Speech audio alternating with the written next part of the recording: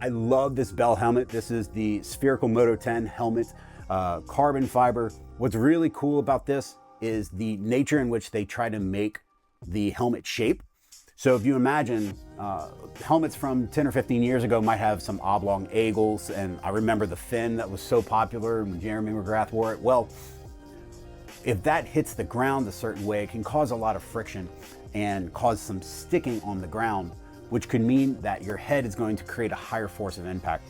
So Bell is really focused on making a spherical helmet to deflect some of those impacts a little bit better. So this Bell helmet is also equipped with MIPS, or the Multi-directional Impact Protection System. MIPS has been around for a few years now, and they were really on the forefront of protecting brains against concussions or traumatic brain injuries. The system is designed to help suspend the skull inside of the helmet so that when there is some sort of blow to the head, it softens the blow. It's really great technology. If you're choosing between two helmets at the same price point, one has MIPS and one does not, I would certainly pick the one with the MIPS technology, as it's going to protect your head a little bit better.